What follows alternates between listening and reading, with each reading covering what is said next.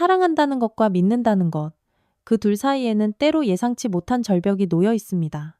오늘 들려드릴 이야기의 주인공 박선자는 평생을 그 절벽 위에서 살았던 사람이었죠. 평창동의 고즈넉한 저택에서 울려 퍼지는 찻잔 부딪히는 소리, 그 섬세한 울림 속에서 시작된 이 이야기는 많은 분들이 한 번쯤 경험해 보셨을 법한 가족 간의 미묘한 감정들로부터 출발합니다. 박선자는 그날도 평소와 다름없이 오후 삼시거실에서 차를 마시고 있었습니다. 창밖으로 스며드는 따스한 가을 햇살이 고급스러운 인테리어와 어우러져 완벽한 정적을 만들어내고 있었죠. 하지만 그 고요함은 현관문이 열리는 소리와 함께 깨졌습니다. 며느리 이유나가 들어오는 소리였어요. 어머님, 저 왔어요.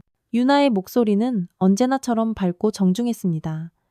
그녀는 명품백을 소파 옆에 조심스럽게 내려놓으며 박선자에게 다가왔죠. 오늘 백화점에서 어머님 드릴 선물을 하나 골라왔어요. 유나가 건넨 상자를 받아든 박선자의 마음은 복잡했습니다. 이런 선물이 벌써 몇 번째인지 모를 정도였거든요. 고급스러운 포장지를 뜯어보니 프랑스산 차 세트가 들어있었어요. 평소 박선자가 즐겨 마시는 브랜드였죠. 고마워라, 유나야. 넌 어쩜 내가 좋아하는 걸 이렇게 다 기억하니? 박선자의 목소리에는 진심 어린 감탄이 담겨 있었습니다. 유나는 수줍은 미소를 지으며 답했죠. 어머님이 좋아하시는 걸 제가 모를 리 없잖아요. 그런데 민준 오빠는 어디 계세요? 회사에서 늦는다더라. 요즘 프로젝트가 복잡하다나 뭐라나. 박선자가 한숨을 쉬며 말했습니다. 사실 아들 민준에 대한 걱정은 항상 그녀의 마음 한구석을 차지하고 있었어요. 너무 순하고 착하기만 한 아들이 과연 이 험한 세상에서 특히 재벌가의 뒤를 이어 제대로 해낼 수 있을지 늘 의문이었거든요. 유나는 박선자의 표정을 살피더니 조심스럽게 물었습니다. 혹시 오빠 때문에 걱정이 많으신가요? 걱정이야 늘 있지. 그래도 네가 있어서 얼마나 다행인지 몰라. 박선자가 유나의 손을 가볍게 잡으며 말했죠. 민준이는 사람은 참 좋지만 사업은 또 다른 영역이잖니? 이때 유나의 눈빛이 잠깐 반짝였습니다. 아주 짧은 순간이었지만 뭔가 계산하는 듯한 빛이 스쳤죠. 하지만 금세 다시 평소의 온화한 표정으로 돌아왔어요. 어머님, 그런 말씀 마세요. 오빠도 충분히 훌륭하세요. 다만 시간이 조금 더 필요할 뿐이죠. 유나가 다정하게 말했습니다. 그날 저녁, 세 사람이 함께한 식사 시간은 평화로웠습니다. 민주는 회사 일에 대해 이야기했고 유나는 적절한 타이밍에 질문하며 대화를 이끌어갔죠. 박선자는 그 모습을 바라보며 한 가지 생각이 떠올랐어요. 만약 유나가 민준 대신 회사를 이끈다면 어떨까? 물론 그때까지만 해도 그건 그저 막연한 상상에 불과했습니다.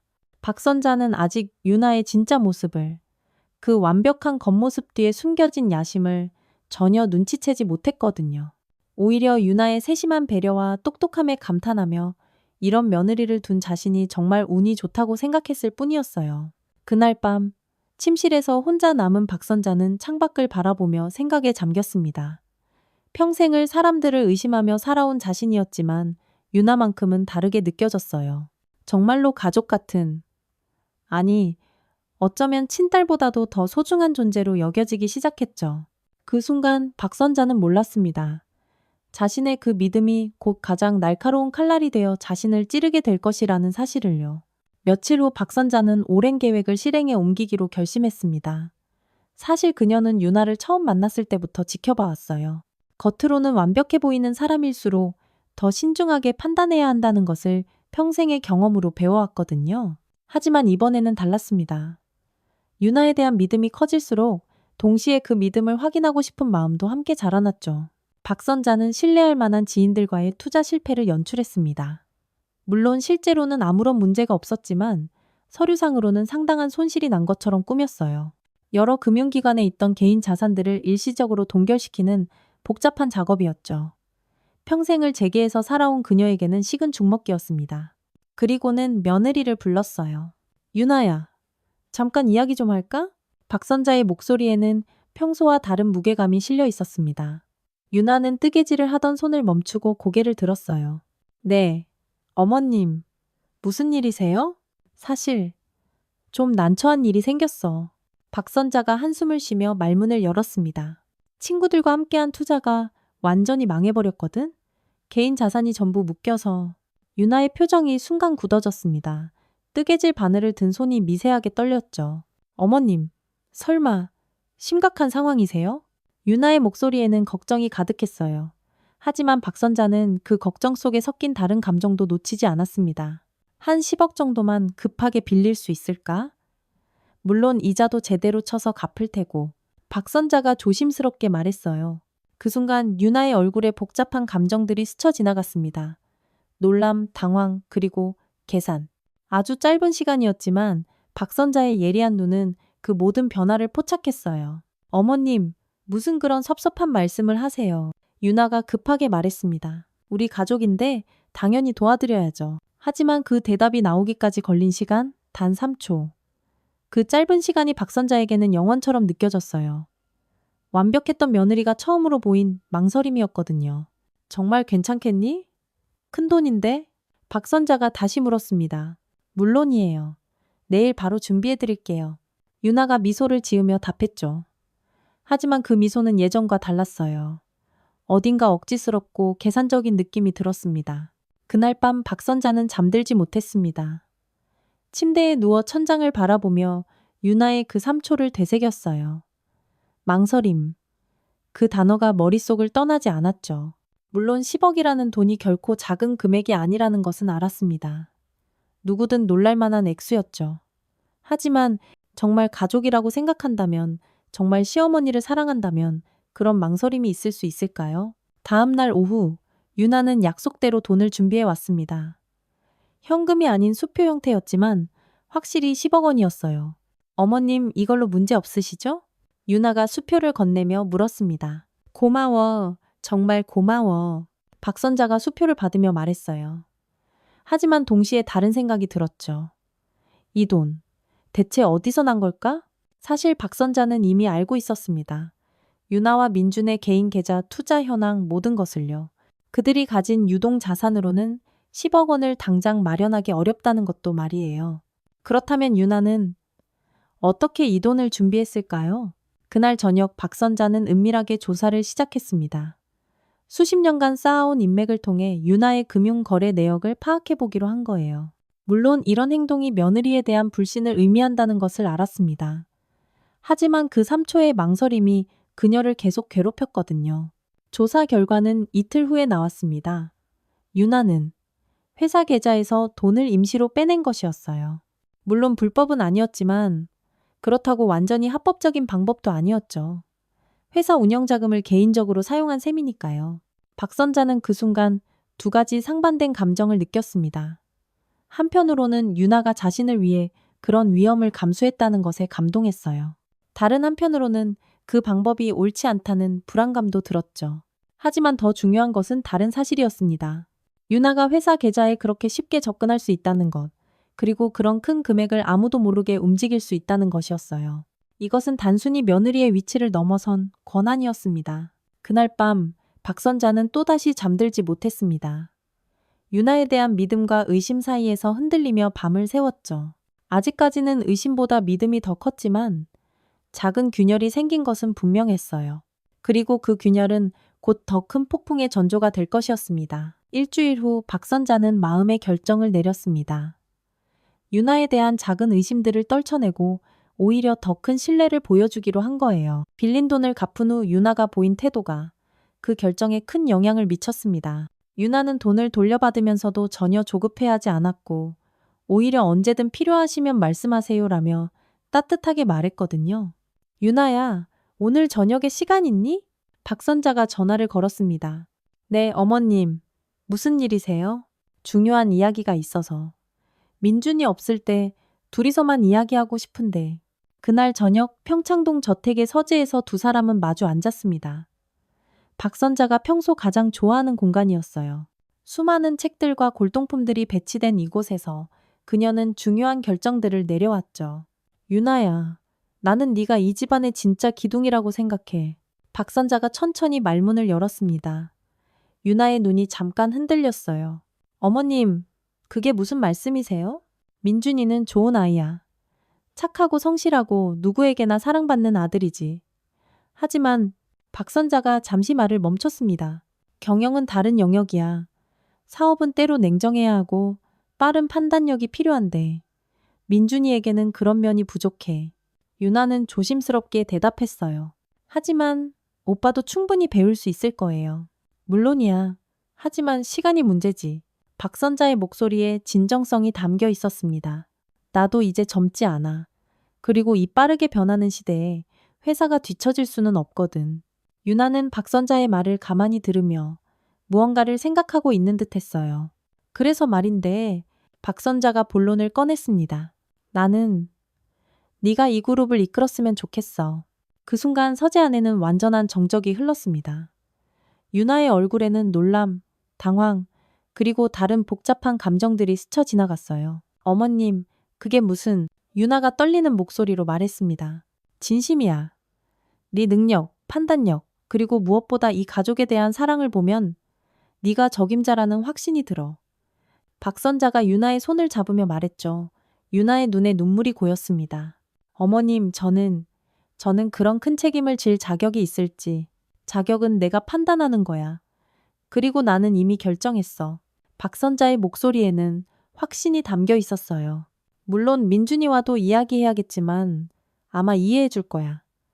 그 아이도 내 능력을 누구보다 잘 알고 있으니까? 유나는 한동안 말을 하지 못했습니다. 그리고 나서 천천히 고개를 끄덕였어요. 어머님께서 그렇게 믿어주신다면 최선을 다하겠습니다. 유나의 목소리에는 각오가 담겨 있었어요. 그날 밤 박선자는 오랜만에 평안한 마음으로 잠들었습니다. 드디어 이 그룹의 미래를 안심하고 맡길 수 있는 사람을 찾았다는 안도감이 컸어요. 유나라면 분명 잘 해낼 것이라는 확신이 들었거든요. 하지만 같은 시간 다른 곳에서는 전혀 다른 일들이 벌어지고 있었습니다. 유나는 집으로 돌아가는 차 안에서 누군가에게 전화를 걸었어요. 계획보다 빨라졌어. 생각보다 쉽게 넘어오네. 유나의 목소리는 박선자 앞에서와는 완전히 달랐습니다. 차갑고 계산적이었죠. 전화 너머에서 남자 목소리가 들렸어요. 그럼 이제 시작하는 건가? 아니, 아직 좀 더 기다려. 완전히 나를 믿게 만들어야 해. 그래야 나중에 딴소리를 못하거든. 유나가 냉정하게 답했습니다. 조심해. 박선자, 생각보다 예리한 사람이야. 알아. 하지만 이미 내 손안에 들어왔어. 이제 시간 문제일 뿐이야. 유나의 입꼬리에 차가운 미소가 번졌어요. 그날 밤 같은 하늘 아래에서 두 사람은 전혀 다른 꿈을 꾸었습니다. 박선자는 안정된 미래에 대한 희망을, 유나는 권력에 대한 야망을 품고 잠들었죠. 아직 폭풍이 오기 전에 고요한 밤이었습니다. 그로부터 열흘 후 평온했던 일상에 균열이 생기기 시작했습니다. 그날은 평소와 다름없는 화요일 아침이었어요. 박선자는 늘 그랬듯 아침 7시에 일어나 뉴스를 보며 차를 마시고 있었죠. 하지만 그날의 뉴스는 달랐습니다. 성진그룹 내부 고발 제보가 접수되었다고 검찰이 발표했습니다. 앵커의 목소리가 거실에 울려 퍼졌어요. 박선자의 손이 떨렸습니다. 찻잔이 바닥에 떨어져 산산조각 났지만 그녀는 그것조차 신경 쓰지 못했어요. 화면에는 성진그룹 본사 건물이 크게 비치고 있었고 기자들이 몰려있는 모습이 보였습니다. 구체적인 고발 내용은 회계 조작, 배임, 그리고 탈세 혐의로 알려졌으며 특히 경영진의 사적 유용이 포함된 것으로 전해집니다. 박선자는 급하게 전화기를 집어들었어요. 회사 법무팀에 먼저 연락을 했죠. 지금 상황이 어떻게 돌아가는 거야? 그녀의 목소리에는 당황함이 가득했습니다. 회장님, 아직 정확한 내용은 파악 중입니다. 하지만 제보 내용이 상당히 구체적이어서 법무팀장의 목소리도 떨리고 있었어요. 구체적이라는 게 무슨 뜻이야? 내부 사정을 아주 잘 아는 사람의 제보인 것 같습니다. 회계 처리 과정, 자금 흐름, 심지어 회의록 내용까지. 박선자는 전화를 끊고 멍하니 앉아 있었습니다. 내부에 누군가가 배신했다는 것이 확실했어요. 하지만 누가? 그리고 왜? 그때 현관문이 열리는 소리가 들렸습니다. 유나와 민준이 함께 들어오고 있었어요. 어머니! 민준이 다급하게 뛰어들어왔습니다. 뉴스 보셨어요? 봤어. 박선자의 목소리는 힘이 없었어요. 유나는 조용히 박선자 곁에 앉으며 말했습니다. 어머님 너무 걱정하지 마세요. 억울한 일이라면 분명 해결될 거예요. 하지만 박선자는 유나의 그 말에서 묘한 느낌을 받았어요. 뭔가 어색했습니다. 진심으로 걱정하는 것 같으면서도 동시에 너무 침착한 것 같았거든요. 유나야, 혹시 회사 내부에서 뭔가 이상한 움직임 없었니? 박선자가 조심스럽게 물었습니다. 이상한 움직임이라니요? 유나가 되물었어요. 최근에 누군가 회계 자료나 회의록을 요구했다거나 유나는 잠시 생각하는 듯 하더니 고개를 저었습니다. 글쎄요. 특별한 건 없었던 것 같은데요. 하지만 제가 모든 부서 일을 다 알 수는 없으니까요. 그날 오후 검찰 수사팀이 회사에 압수수색을 나왔습니다. 수십 년간 쌓아온 성진그룹의 명성이 하루아침에 흔들리는 순간이었어요. 언론은 연일 이 사건을 톱뉴스로 다뤘고 회사 주가는 폭락했습니다. 박선자는 그날 밤 서재에 혼자 앉아 생각에 잠겼어요. 누가 내부 고발을 했을까? 회사 내부 사정을 그렇게 상세히 아는 사람은 많지 않았습니다. 임원급 이상, 그것도 핵심 업무를 담당하는 몇 명에 불과했죠. 그때 문득 유나의 얼굴이 떠올랐습니다. 최근 몇 달간 유나는 회사 업무에 깊숙이 관여해 왔어요. 박선자가 후계자로 생각한다고 말한 이후로는 더욱 그랬죠. 회계팀, 기획팀, 심지어 법무팀까지 접촉할 기회가 많았습니다. 설마 박선자의 가슴이 두근거리기 시작했어요. 하지만 곧 그 생각을 떨쳐냈습니다. 유나가 그럴 리 없다고, 아니, 그럴 이유가 없다고 생각했거든요. 자신이 후계자로 점 찍어 놓은 사람이 왜 회사를 망치려 할까요? 다음 날 아침 더 충격적인 뉴스가 터졌습니다. 내부 고발자가 추가 자료를 제출했다는 것이었어요. 이번에는 박선자 개인의 자금 관리 내역까지 포함되어 있었습니다. 이건 누군가 계획적으로 준비한 거야. 박선자가 혼잣말로 중얼거렸어요. 그리고 그 순간 모든 퍼즐 조각들이 맞춰지기 시작했습니다. 유나의 그 3초 망설임, 회사 계좌에서 돈을 빼낸 일, 그리고 최근에 침착한 반응까지 모든 것이 하나의 그림을 그려내고 있었어요. 박선자는 떨리는 손으로 휴대폰을 집어들었습니다. 확인해야 할 것이 있었거든요. 만약 자신의 추측이 맞다면 유나는 이미 오래전부터 이 모든 것을 계획하고 있었을 거예요. 그리고 그 확인 작업은 박선자의 마지막 희망마저 산산조각 낼 준비를 하고 있었습니다. 박선자는 그날 밤 뜬 눈으로 밤을 새웠습니다. 새벽 5시가 되어서야 결심을 굳혔어요. 만약 정말로 유나가 배신했다면 가만히 당하고만 있을 수는 없었거든요. 수십 년간 재계에서 살아남은 것이 결코 운만은 아니었습니다. 박선자는 먼저 가장 신뢰할 수 있는 두 사람에게 연락했어요. 한 명은 20년 넘게 함께 일해온 김 실장이었고 다른 한 명은 검찰 출신으로 현재 로펌을 운영하는 오랜 지인 박 변호사였습니다. 김 실장, 지금 당장 만날 수 있어? 박선자의 목소리는 평소보다 낮고 조심스러웠어요. 물론입니다, 회장님. 어디서 뵐까요? 평창동 집 근처 카페로 와. 그리고 아무에게도 말하지 마. 1시간 후 세 사람은 한적한 카페 구석자리에 모였습니다. 박선자는 자신의 의심을 조심스럽게 털어놓았어요. 박 변호사, 만약 내 추측이 맞다면 우리가 할 수 있는 일이 있을까? 박 변호사는 잠시 생각하더니 대답했습니다. 증거가 있다면 충분히 반격할 수 있습니다. 하지만 확실한 증거가 필요해요. 김 실장, 이유나, 그 아이가 최근 몇 달간 접촉한 사람들, 받은 자료들, 모든 것을 조사해 볼 수 있어? 김 실장이 고개를 끄덕였어요. 며칠 시간을 주시면 가능합니다. 하지만 조심스럽게 진행해야겠습니다. 그로부터 사흘간 박선자는 완벽한 연기를 했습니다. 유나 앞에서는 여전히 당황하고 무력한 모습을 보였어요. 언론 인터뷰 요청도 모두 거절했고 검찰 조사에도 소극적으로 대응했습니다. 마치 정말로 속수무책인 것처럼 보이게 만들었죠. 하지만 뒤에서는 치밀하게 준비하고 있었어요. 김 실장이 가져온 자료들은 박선자의 추측이 맞다는 것을 확실하게 보여주었습니다. 회장님, 이윤아 씨가 지난 6개월간 외부 인사들과 만난 기록입니다. 김 실장이 두꺼운 파일을 건넸어요. 파일을 넘겨보던 박선자의 얼굴이 점점 굳어졌습니다. 투자회사 임원들, 경쟁사 관계자들, 그리고 심지어 언론사 간부들까지. 유나는 체계적으로 자신만의 네트워크를 구축하고 있었던 거예요. 여기 더 있습니다. 김 실장이 또 다른 자료를 꺼냈어요. 이유나 씨가 복사한 회사 자료들입니다. 대부분 기밀 문서들입니다. 박선자는 그 자료들을 보며 소름이 돋았어요. 유나는 정말로 오래전부터 이 모든 것을 계획하고 있었던 것입니다. 박 변호사, 이 정도면 충분한가? 네, 회장님. 충분하고도 남습니다. 오히려 너무 많을 정도예요. 박 변호사의 목소리에는 확신이 담겨 있었어요. 그 다음 주 박선자는 반격을 시작했습니다. 하지만 정면 승부가 아니었어요. 그녀도 유나처럼 조용하고 치밀하게 움직였습니다. 먼저 유나가 구축한 네트워크의 약점들을 파악했어요. 그 사람들이 유나와 만나면서 어떤 대가를 받았는지, 어떤 불법적인 거래가 있었는지 조사했습니다. 놀랍게도 여러 곳에서 문제가 발견됐어요. 투자회사 임원은 내부 정보를 이용한 주식 거래를 했고, 경쟁사 관계자는 기업 기밀을 빼돌렸으며, 언론사 간부는 기사 거래를 했습니다. 꼬리가 길면 밟힌다고 했던가요? 유나가 만든 네트워크 자체가 불법의 온상이었던 거예요. 이제 시작이야.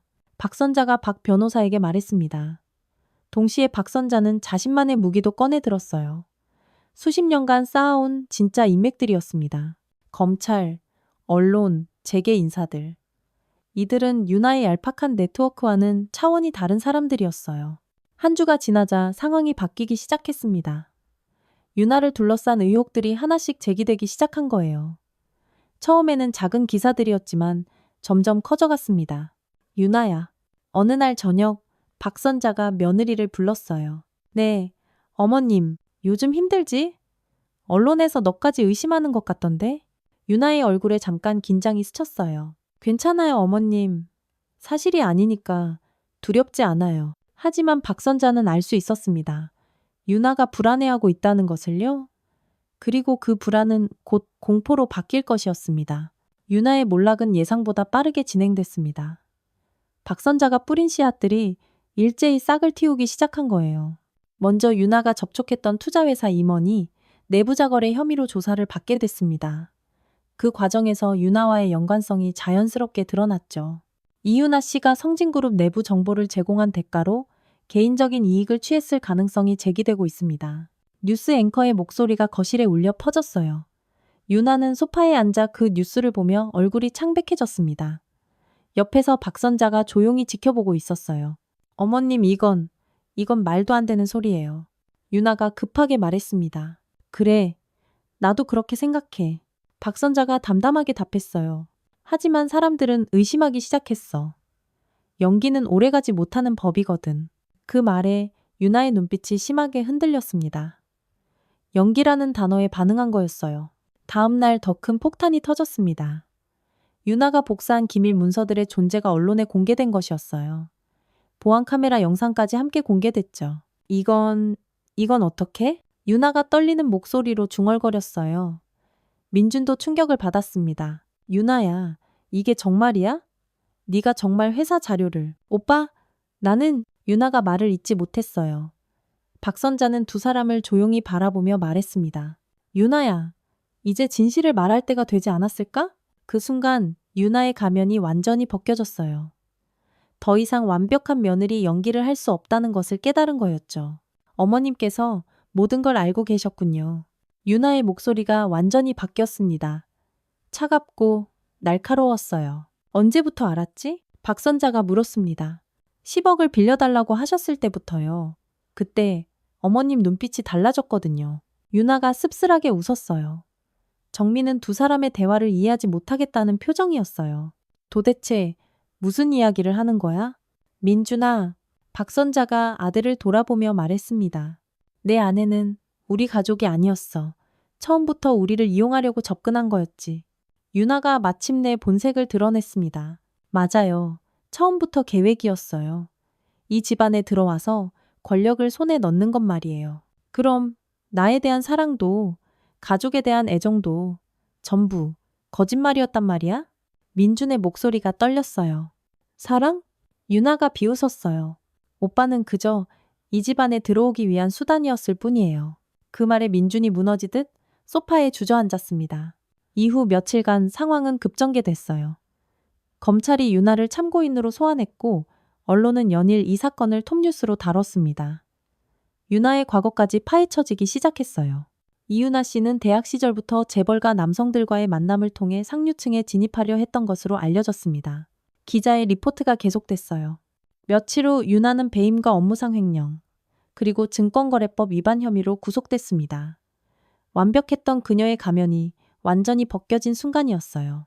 박선자는 그날 밤 서재에 혼자 앉아 있었습니다. 승리했지만 기쁘지 않았어요. 오히려 허무했습니다. 자신이 그토록 믿고 사랑했던 사람이 거짓말쟁이였다는 현실이 너무 아팠거든요. 민주는 며칠째 방에서 나오지 않고 있었어요. 배신당했다는 충격보다 자신이 모든 걸 몰랐다는 자책감이 더 컸을 거예요. 결국 아무도 믿을 수 없다는 걸 다시 배웠군. 박선자는 혼자 중얼거렸습니다. 창밖으로는 비가 내리고 있었어요. 마치 이 집안의 슬픔을 씻어내려는 것 같았죠. 하지만 마음의 상처는 그렇게 쉽게 지워지지 않을 것 같았습니다. 유나의 재판이 시작된 지 한 달 후 모든 법적 절차가 마무리됐습니다. 유나는 3년의 실형을 선고받았고 성진그룹은 혐의에서 완전히 벗어났어요. 언론들은 이제 박선자를 복수에 성공한 여왕이라고 부르기 시작했습니다. 하지만 박선자 자신은 전혀 여왕 같은 기분이 아니었어요. 승리의 쾌감 대신 깊은 공허함만이 남아 있었거든요. 어머니, 이제 정말 끝난 건가요? 민준이 조심스럽게 물었습니다. 한 달 넘게 방에 틀어박혀 있던 그가 처음으로 제대로 된 말을 건넨 거였어요. 끝났어. 박선자는 간단히 답했습니다. 그럼 이제 어떻게 되는 거예요? 회사는? 박선자는 창밖을 바라보며 말했어요. 나는 이제 손을 떼려고 해. 뭐라고요? 민준이 놀라서 물었습니다. 명예회장직도 내려놓고 경영에서도 완전히 물러날 거야. 이제 네가 해야 할 때가 됐어. 민준의 얼굴에 당황과 불안이 동시에 스쳐 지나갔어요. 저는 아직 준비는 하면서 하는 거야. 나도 처음엔 준비가 안 돼 있었어. 박선자의 목소리에는 피로가 가득했습니다. 다음 주 박선자는 공식적으로 모든 직책에서 물러날 것이라고 발표했어요. 언론들은 또 한 번 떠들썩했지만 그녀는 더 이상 신경 쓰지 않았습니다. 박선자 전 회장의 화려한 복수극이 막을 내리며 이제 성진그룹은 새로운 시대가 열릴 것으로 보입니다. 뉴스 앵커가 말했어요. 하지만 박선자는 그 뉴스를 보지 않았습니다. 대신 혼자 산책을 나갔어요. 평창동 골목길을 천천히 걸으며 지난 일들을 되돌아봤죠. 복수라고들 하지만 정말 복수였을까? 박선자는 그렇게 생각하지 않았어요. 자신은 단지 진실을 밝혔을 뿐이었거든요. 유나가 저지른 잘못을 세상에 알렸을 뿐이었습니다. 그렇다면 왜 이렇게 허무할까요? 왜 승리의 기쁨 대신 깊은 슬픔만 남았을까요? 답은 간단했어요. 박선자가 원했던 것은 복수가 아니었거든요. 그녀가 진짜 원했던 것은 진정한 가족이었어요. 믿을 수 있는 사람, 사랑할 수 있는 사람이었습니다. 집으로 돌아가는 길에 박선자는 한 카페에 들렀어요.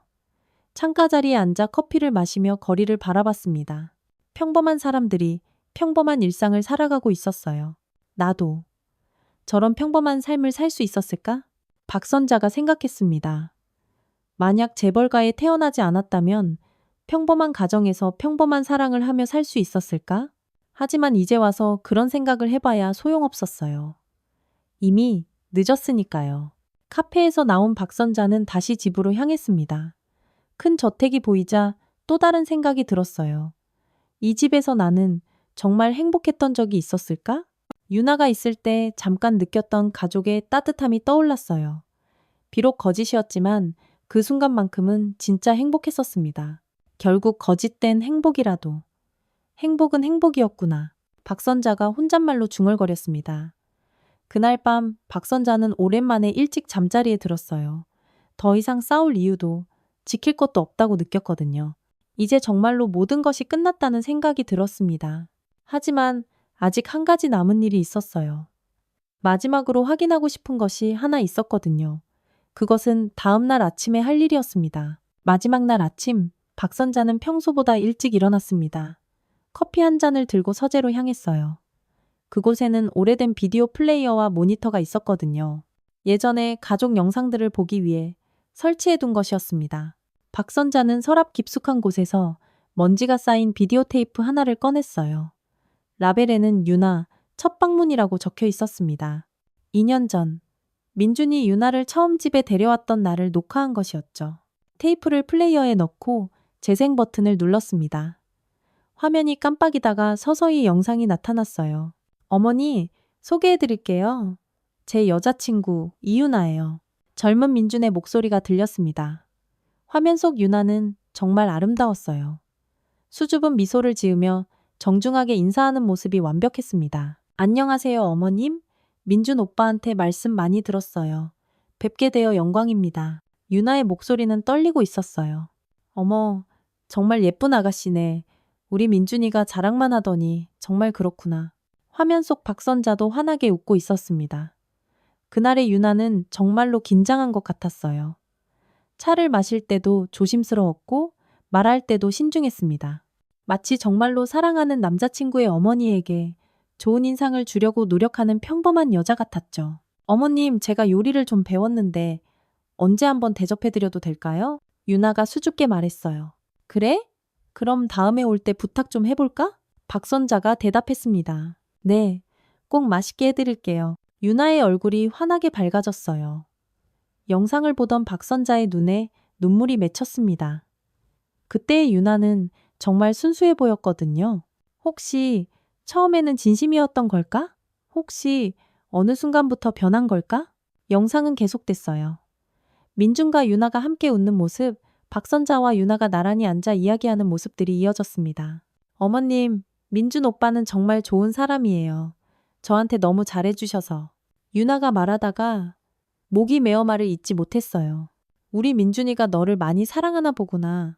박선자가 유나의 손을 잡으며 말했습니다. 저도 정말 사랑해요. 유나의 눈에 진짜 눈물이 맺혀 있었어요. 그 순간의 눈물은 진짜였을까요? 아니면 그것마저 연기였을까요? 박선자는 알 수 없었어요. 영상이 끝나갈 무렵 세 사람이 함께 저녁을 먹는 장면이 나왔습니다. 정말 평범한 가족 같았어요. 웃고 떠들고 서로를 걱정하는 모습들이었습니다. 어머니, 저희 곧 결혼하려고 해요. 민준이 조심스럽게 말했어요. 정말? 아이고, 축하한다. 박선자가 기뻐하며 두 사람을 번갈아 보았습니다. 어머님께서 허락해 주시면 유나가 고개를 숙이며 말했어요. 물론이지. 우리 민준이가 이렇게 좋은 사람을 만나다니. 엄마는 정말 기쁘다. 박선자의 목소리에는 진심 어린 기쁨이 담겨 있었어요. 그때 화면 속 유나가 박선자를 바라보며 말했습니다. 어머님, 앞으로 진짜 딸처럼 잘할게요. 어머님을 실망시키는 일은 절대로 없을 거예요. 영상이 끝났습니다. 화면이 검게 변하고 서재는 다시 고요해졌어요. 박선자는 한동안 그 자리에 앉아 있었습니다. 유나의 마지막 말이 계속 귓가에 맴돌았어요. 어머님을 실망시키는 일은 절대로 없을 거예요. 하지만 결국 가장 크게 실망시켰죠. 아니, 실망을 넘어 배신했습니다. 박선자는 천천히 일어나 비디오 테이프를 꺼냈어요. 그리고 조용히 서재를 나섰습니다. 더 이상 과거에 매달려 있을 이유가 없었거든요. 거실을 지나면서 박선자는 잠시 멈춰섰어요. 유나가 마지막으로 앉았던 소파를 바라봤습니다. 그리고 작은 한숨을 쉬었어요. 결국 사람은 혼자인가 봐. 박선자가 혼잣말로 중얼거렸습니다. 그리고 현관문을 열고 밖으로 나갔어요. 어디로 갈지는 정하지 않았지만 일단 이 집을 떠나고 싶었습니다. 너무 많은 기억들이 남아있는 곳이었거든요. 문을 닫으며 박선자는 마지막으로 집을 돌아봤어요. 그리고 조용히 걸음을 옮겼습니다. 아무런 말도 아무런 감정 표현도 없이 끝내 아무도 믿을 수 없다는 것을 다시 한번 배운 듯이 이것으로 박선자의 이야기가 끝났습니다. 믿음과 배신, 사랑과 야망이 얽힌 한 재벌가의 비극이었죠. 때로는 우리가 가장 소중하게 여기는 것들이 가장 깊은 상처를 주기도 합니다. 하지만 그럼에도 불구하고 사람은 또다시 믿고 또다시 사랑하며 살아가는 것일까요? 그것은 각자가 답해야 할 질문인 것 같습니다.